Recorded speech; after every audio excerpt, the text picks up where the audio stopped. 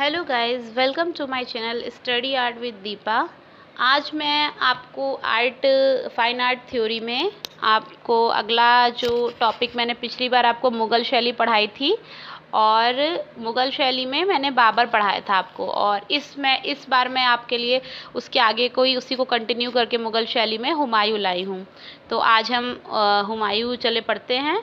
और जिन्होंने मेरा चैनल सब्सक्राइब नहीं किया है कर लीजिए, क्योंकि मैं इसके आगे भी पूरी मुग़ल शैली और आर्ट की सब थ्योरी, जिनको आर्ट की थ्योरी देखनी, हिस्ट्री जाननी है और जो आर्ट के सारे स्टूडेंट्स हैं वो सब इसको चैनल को सब्सक्राइब कर लीजिए। मैं बहुत मेहनत से आप लोग के लिए की पॉइंट्स में लाती हूँ वीडियो, और आप लोग शेयर भी ज़रूर करिए जिनको भी आर्ट की थ्योरी पढ़नी है और जिन्होंने एग्ज़ाम्स भरे हुए हैं, इनके लिए बहुत इम्पॉर्टेंट है। मैं आपके लिए कोशिश करती हूँ कि इम्पॉर्टेंट पॉइंट्स लाओ, इसलिए ज़्यादा शेयर करिए और आप भी पढ़िए। तो चलिए स्टार्ट करते हैं क्लास।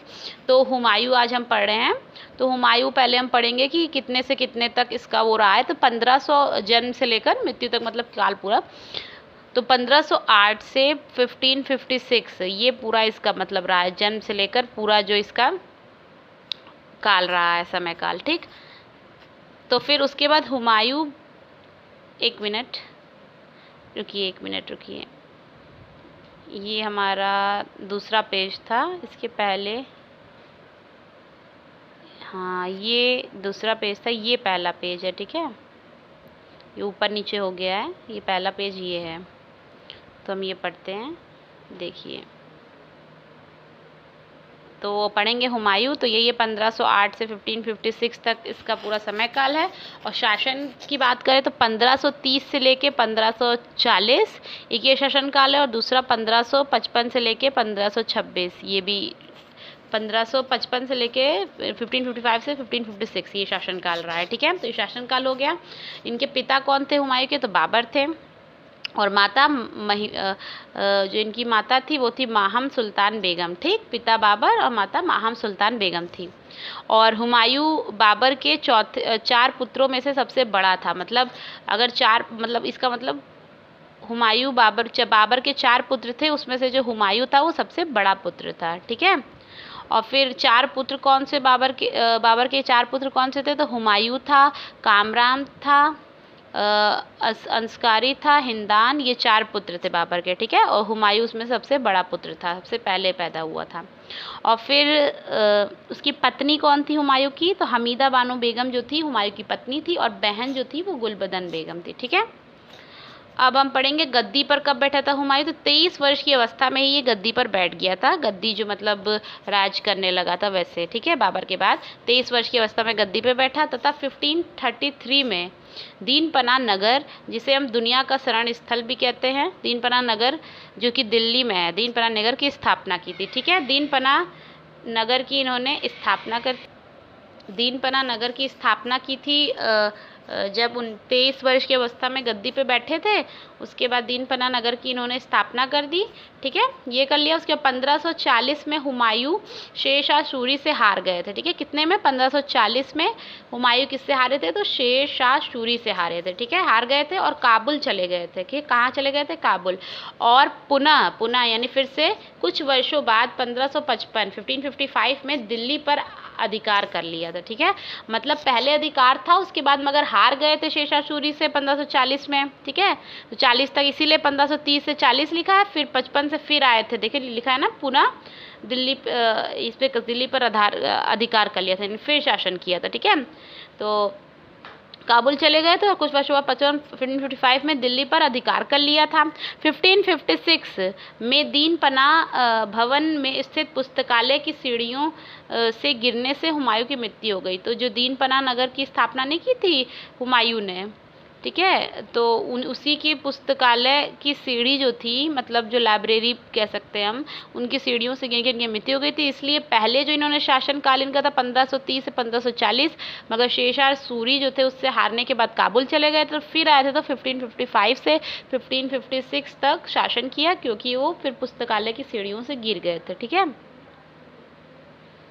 तो ये है, पुस्तकालय की सीढ़ियों से गिर गए थे। ठीक, उसके बाद 1556 में ये हो गया ना, भवन के स्थित पुस्तकालय सीढ़ियों से गिर गए थे, हो गई थी, तो गिरने से इनकी मृत्यु हो गई थी। हुमायूं ने सियामत, गिरे थे तो उनकी मृत्यु हो गई थी, ठीक है, 1556 में। हुमायूं ने सियामत की उपाधि धारण की थी। किसकी उपाधि धारण की थी हुमायूं ने? तो सियामत की उपाधि, ठीक है। हुमायूं का मकबरा दिल्ली में स्थित है। ये पूछा जाता है हुमायूं का मकबरा कहाँ स्थित है? तो दिल्ली में स्थित है, ठीक है। उस मकबरे के दोहरा गुंबद है, तो उसकी विशेषता भी पूछा जाता है कि हुमायूं के मकबरे की क्या विशेषता है? तो दोहरा गुंबद, ठीक, जो कि दिल्ली में स्थित है। जिसका निर्माण किसने कराया? ये भी पूछा था। हमीदा बानो ने अकबर के काल में कराया था। तो इसमें बहुत सारे प्रश्न हैं, तो हम देख लेते हैं। एक तो प्रश्न है कि हुमायूं का मकबर कहाँ बना है? तो दिल्ली में बना है, और स्थित कहाँ? दिल्ली में है। और इस मकबरे की विशेषता क्या है? तो दोहरा गुंबद। और निर्माण किसने कराया था? तो हमीदा बानो ने करवाया था। और कब? अकबर के काल में, ठीक है। तो इतने सारे क्वेश्चंस बनते हैं कि हुमायूं का मकबरा दिल्ली में है और दोहरा गुंबद इसकी विशेषता है, हमीदा बानो ने इसका निर्माण कराया था और अकबर के काल में निर्मित हुआ था, ठीक है। तो ये हमने पढ़ लिया, ठीक है। अब हम अगले पेज पे चलते हैं, ठीक। तो अगला पेज ये है, ये वाला। तो हुमायूं, अब हम पढ़ेंगे हुमायूं जो थे वो भारत लौटते समय, जब वापस भारत आए थे, जो नहीं पढ़ा था कि गए थे काबुल चले गए थे, तो जब भारत आए थे तो भारत लौटते समय 2 चित्रकारों को साथ लाए थे, ठीक है। 2 मतलब जो आर्टिस्ट थे उनको साथ लाए थे। पहले जो आर्टिस्ट थे उनका नाम है अब्दुल समर सिराजी, ठीक है। अब्दुल समर सिराजी जो कि पशु चित्रण करते थे, ठीक है, एनिमल्स को बनाते थे, जो कि सीरी कलम की उपाधि हुमायूं ने, इनको सीरी कलम की उपाधि दी थी हुमायूं ने। किसकी दी थी? तो हुमायूं ने इनको दी थी सीरी कलम की उपाधि, ठीक है। तो सीरी कलम की उपाधि किसने, हुमायूं ने किसको दी थी? तो ये भी आता है, तो अब्दुल समर सिराजी को दी थी, ठीक है।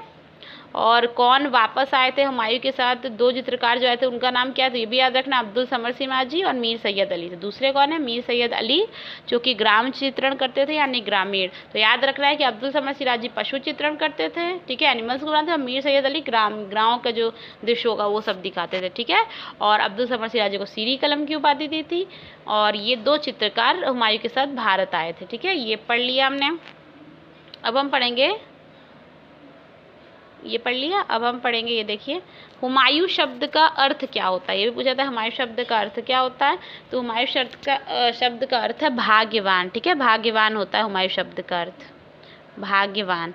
हुमायूं की आत्मकथा हुमायूं नामा, हुमायूं की आत्मकथा क्या नाम है? हुमायूं नामा की रचना किसने की थी? तो गुलबदन बेगम ने की थी, जो उनकी गुलबदन बहन है ना, गुलबदन बेगम ने की थी, जो कि फ़ारसी भाषा में थी। और किस भाषा में थी जो आत्मकथा उनकी थी? फ़ारसी भाषा में थी।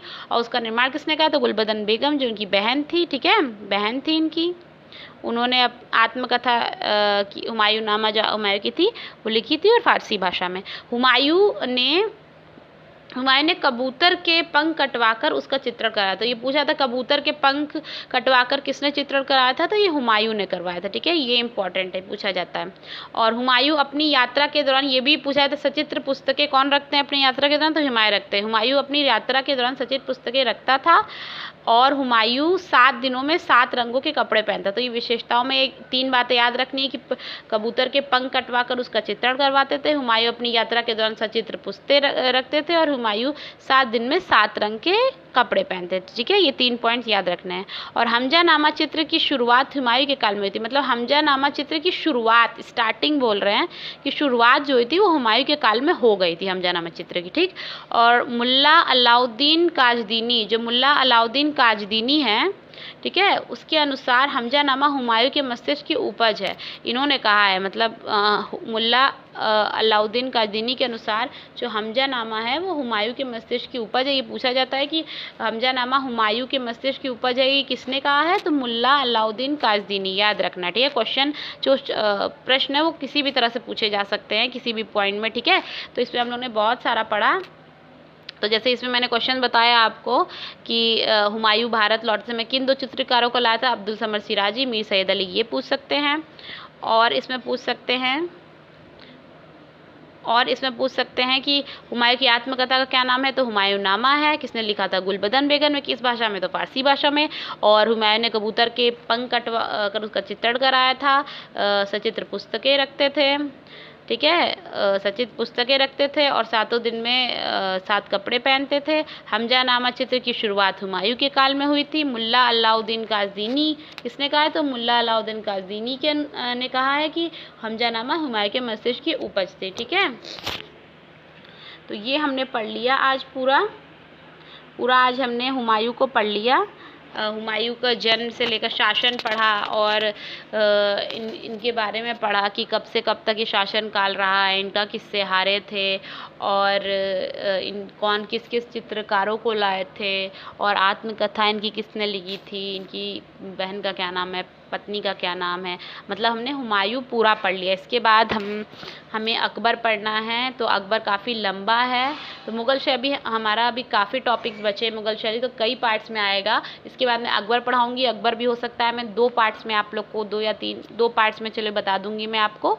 ठीक है, तो मुग़ल शैली अभी लंबा जाएगा, तो इसके आने वाले वीडियो में मैं अकबर पढ़ाऊँगी आपको, कि अकबर के बारे में बताऊँगी। ठीक है, तो अकबर की मतलब वही अकबर भी कैसे कैसे मतलब लंबा है अकबर। आपको अकबर के बारे में पढ़ने के लिए 2 क्लासेस तो लगेंगी ही, तो मैं 2 क्लास में वीडियो लाऊंगी। तब तक आप हुमायूं को जितना मैंने पढ़ाया अच्छे से पढ़िए। ये कम शब्दों में मैंने इंपॉर्टेंट टॉपिक आपको बता दिए, इतना याद कर लीजिए, दोबारा देखिए, शेयर करिए अपने दोस्तों के साथ और मेरा चैनल सब्सक्राइब कर लीजिए, क्योंकि मैं ऐसे बहुत अच्छे कंटेंट लाती हूँ। सब्सक्राइब नहीं करते आप तो अच्छा नहीं लगता, इसलिए सब्सक्राइब कर लीजिए। और मैं अगले वीडियो में आपके लिए अकबर लाऊंगी। तो ये क्लास मैं यहीं पे एंड करती हूँ। Thank you so much for watching.